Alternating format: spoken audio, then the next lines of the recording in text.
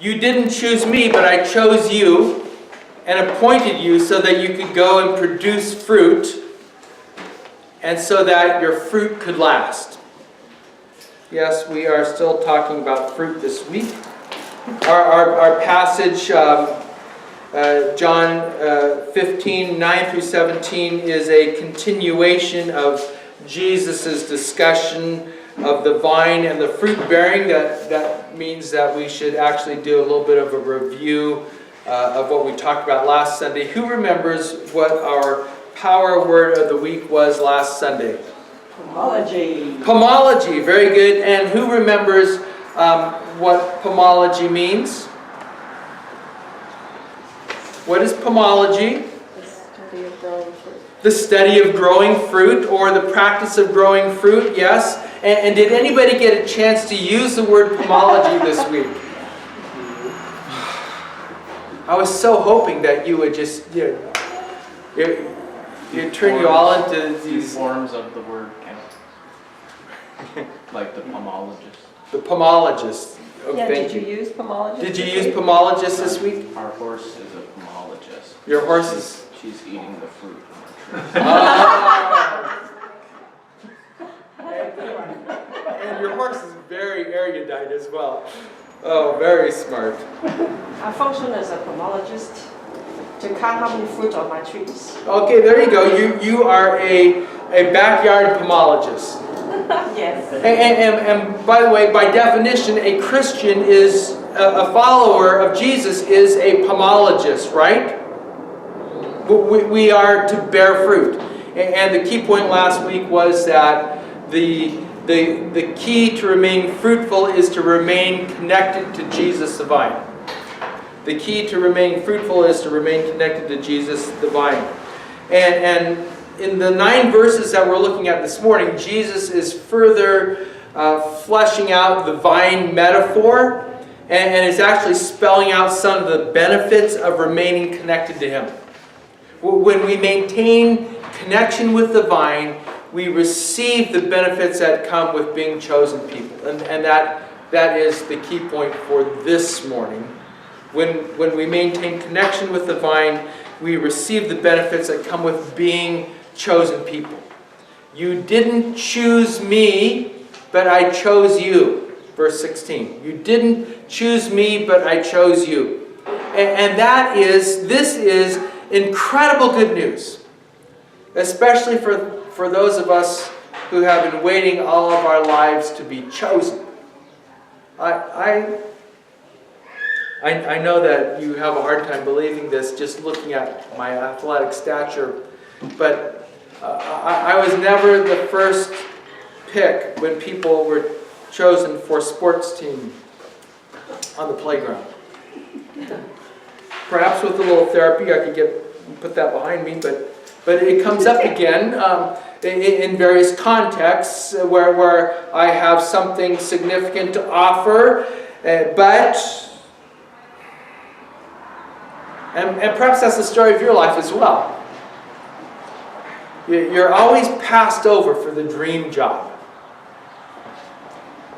You miss the lottery by one number. Or you find out that your boyfriend or your girlfriend has chosen someone else. I mean, you get by, but you don't feel very special about it. Then along comes Jesus, and He says that you are chosen, to borrow the Old Testament language that was actually used for Israel. You are among the chosen people. You are among the special people. All of life's disappointments are overshadowed by this good news. And the more we consider what He's saying, the better the news gets. It's like winning $10,000 in the lottery. You are elated until you get a phone call from the lottery commission telling you that there was a typo on your ticket. It wasn't $10,000. It was $10 billion. There are some real benefits to remaining connected to the vine, to being among Jesus' chosen people. For example, and this is number 1 on the message guide, you are given new joy. You're given new joy. I have said these things, verse 11, I have said these things to you so that my joy will be in you and your joy will be complete. The old joy, the joy that you had, was always situation dependent. That means if things were going well, or if you were able to convince yourself, if you were able to self-talk yourself into believing it, then things were good, then you felt joy. But Jesus is offering something else. He's offering an infusion of His own joy. It's a constant, steady drip through His IV pack. You know, if you're in the hospital hooked up in this, they're dripping into you. Hey, Kathy, yeah, they're dripping into you. Well, you're hooked up to Jesus, and His joy is being dripped into you constantly. Now, joy is not a feeling of constant high, but it is an upbeat optimism that things are going to work out. And it flows from the vine into us. Even when things are not going so well. It's an outlook on life that Jesus offers. It's a steady subterranean stream that sometimes bubbles to the surface, but is often hidden, feeding the roots from below. By the way, subterranean is the English power word of the week for those who are working on picking up some English vocabulary. Subterranean is something that exists below the surface of the earth. Right? There is water hidden and better protected from pollution down below the surface of the earth. The water that we have to this house, when we turn on the faucet, the tap water here is subterranean in origins. We have a well and a pump in the parking lot that brings water to the surface from the aquifer, the natural underground reservoir where it's stored. It's underneath us. There's water under the ground underneath us. And just as there are aquifers and streams of water running below the surface of the earth, so does the joy that comes from being connected to Christ run below the surface in our lives. It is subterranean, so to speak. It's a new joy that bubbles up. A second benefit to remaining connected to Christ, the vine, is new status. New status. Look at verses 14 through 15. You are my friends if you do what I command you. I don't call you servants any longer because servants don't know what their master is doing. Instead, I call you friends because everything I heard from my Father I have made known to you. I kind of wish that the Common English Bible had translated this differently. The word, and many translations render this as servant, but the word for servant in the Greek, which is the language in which the New Testament was originally written, it is the same as the word for slave. A few translations, such as the New Living Translation, renders verse 15 with the term slave. I no longer call you slaves because a master does not confide in his slaves. In our world, in our contemporary world, a servant is a kind of employee. They're ordinary people who work in the employ of somebody to take care of them, to help them out. But in the ancient world, servants were also, generally speaking, slaves. That's where the overlap of the term comes from. A slave had no standing as a human being. Slaves were property like animals. They didn't have rights. And Jesus is emphasizing the magnitude of the shift that occurs when we are connected to Him. Instead of being a slave who just does what he is told to do and is given absolutely no explanation and does not deserve an explanation, just as you wouldn't explain your thinking to a donkey or a goat. Instead of being a slave, when we are connected to Jesus, we receive an immediate upgrade in status. And it's a full upgrade. It's not like jumping from economy to business class. But it's more like jumping from being the stowaway in the cargo hold to the first class. It's not just like moving from slave to non-slave, but it's an even greater jump in status to friend. Instead, I call you friends. I call you friends. I know that the meaning of the word friend has been diminished by Facebook. Friends on Facebook are, by the way, I've got probably 800 friends. You know, these are my close associates. People I confide in. Yeah, I'm being facetious. Friends on Facebook are generally people you have at some point in time met face-to-face or online who seem interesting and you want to follow them. Or more often, they've persuaded you to follow them so that you will friend them and pay attention to them. They're looking for an audience. But the biblical friend is someone who has access and value and also has your ear. A friend is someone you invest in. A friend is someone that you trust. The Old Testament patriarchs, Abraham and Moses, are referred to as friends of God. Friends of God. So if you remain connected to God through Jesus the vine, you share in the same friend status as the patriarchs. Think of like a first century Jew hearing this, to be a friend of, like Moses, like Abraham. Do you see how radical that this statement is that Jesus is making? Through Jesus, you have direct access to God. And it's not based on how good you are or how healthy you are. Even the most broken person has friend status when they remain connected to God through Jesus the vine. So, in other words, if God calls you a friend, you can call on Him as your friend. You have access. As we're reminded by the old gospel song, "What a Friend We Have in Jesus." You remember that?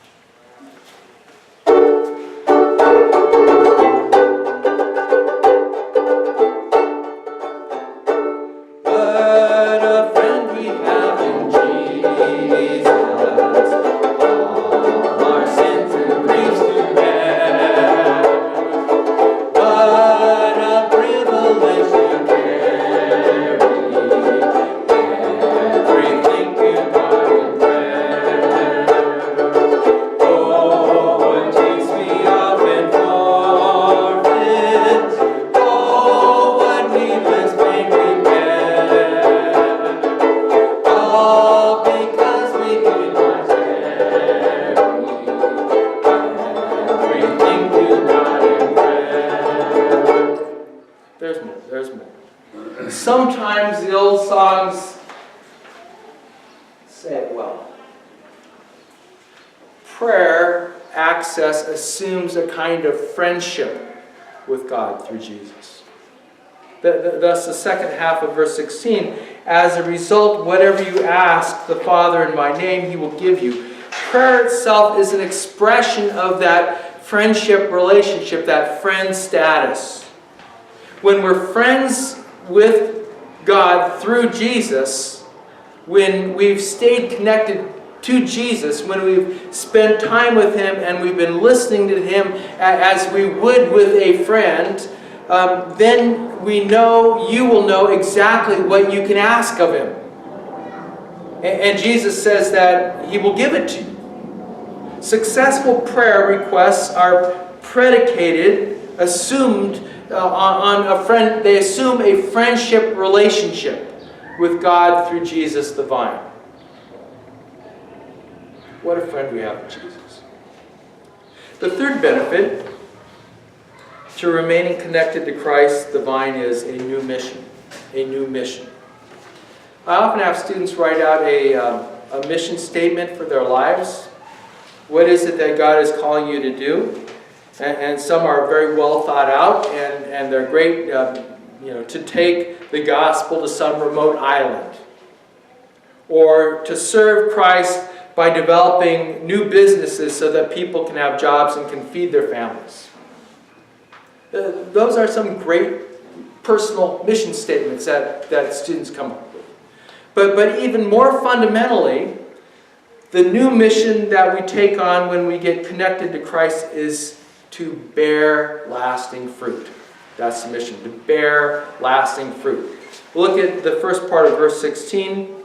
You didn't choose me, but I chose you and appointed you so that you could go and produce fruit and so that your fruit could last. When I first started out as a pastor, I saw my mission as revitalizing old churches and starting new ones. That was almost word to word kind of how I defined my mission. And I figured that would be my legacy. I didn't want to be famous. I never desired to be famous. I never desired to have a big plot, But I figured that anybody that wanted to know me, if they knew me, I wanted to be known for leaving a legacy of vital churches. I could look back on my life and say, these are vital churches. I had at least a hand in helping those churches. And by the grace of God, we've been involved in developing vital and some lively churches. Some a little bigger, and some have been pretty small.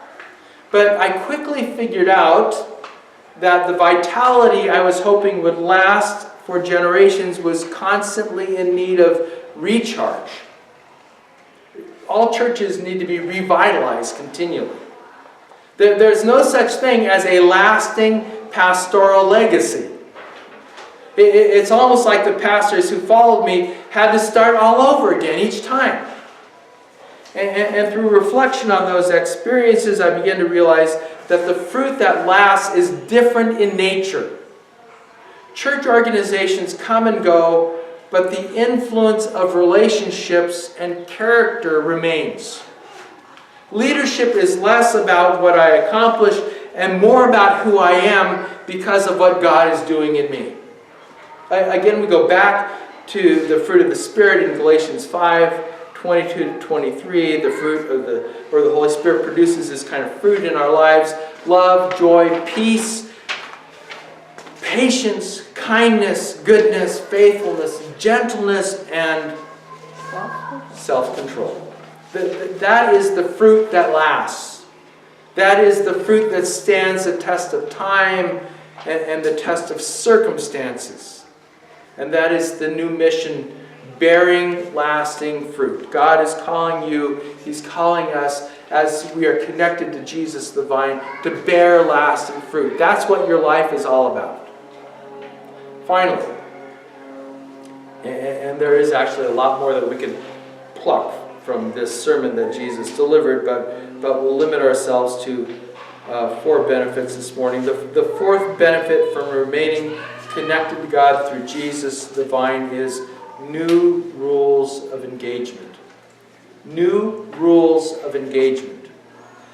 According to Wikipedia, rules of engagement are rules or directives to military forces, including individuals, that define the circumstances, conditions, degree, and manner in which force or actions which might be construed as provocative may be applied.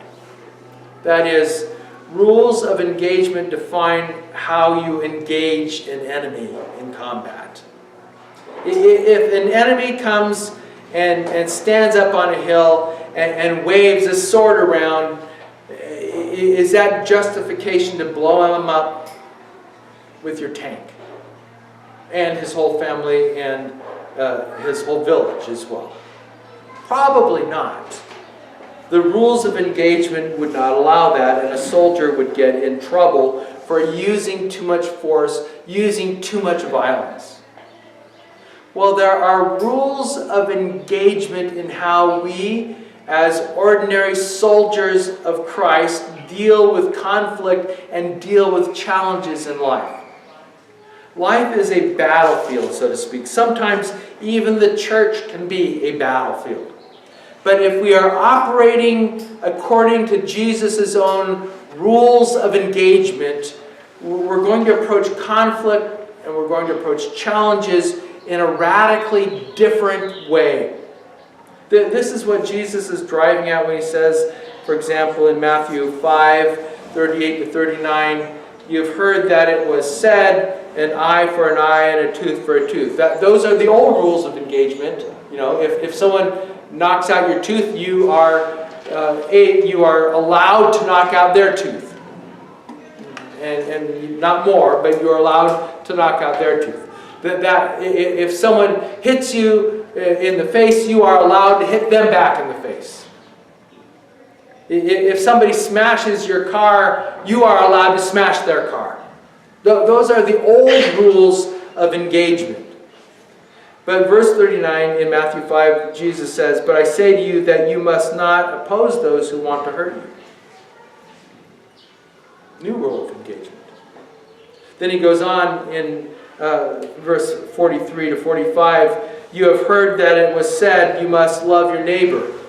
All rules of engagement, love your neighbor. "And hate your enemy." Old rule of engagement. "But I say to you, love your enemies and pray for those who harass you, so that you will be acting as children of your Father who is in heaven." That is the new rules of engagement. The new rules of engagement that come from Jesus to direct those who are connected to God through Him involve showing love not just to friends, neighbors, and family, but also to enemies. We treat enemies like family. We treat enemies like friends. For that is exactly what God has done for us. We were fighting against God, but He has won us over, but not by blasting us off the face of the planet, but through the sacrifice of His Son, who voluntarily gave up His life to wipe out all penalty for sin and to disembowel death itself. He did it out of love, and He did it by love. And these are the new rules of engagement that come to all who remain connected to God through Jesus. This makes total perfect sense if you consider that since this is how Jesus did things, if we are connected to Him, if His drip is flowing into our veins, His rules then apply to us. We will be doing things His way. "As the Father," verse 9, "as the Father loved me, I too have loved you. Remain in my love. If you keep my commandments, you will remain in my love, just as I kept my Father's commandments and remain in His love. I have said these things to you so that my joy will be in you and your joy will be complete. This is my commandment, love each other just as I have loved you. No one has greater love than to give up one's life for one's friends." The new rules of engagement for taking on life are defined by Jesus as sacrificial love, treating enemies as friends that you would sacrifice for. I know it sounds a little bit like an obligation, but when you think about it, you realize that it's also a benefit. The old rules, with all their variations, have not worked out very well. Those who utilize the old rules of engagement continue to create chaos in the world. But there is a new and a better way, a fruitful way that belongs to the age to come. And those of us who operate according to our tap into Jesus operate out of a connection to Jesus that is in the current. We're practicing the future in the present. It's the benefit of a new and a better way. You get to be ahead of the way. When we maintain connection with the vine, we receive the benefits that come with being chosen people. And that is the good news.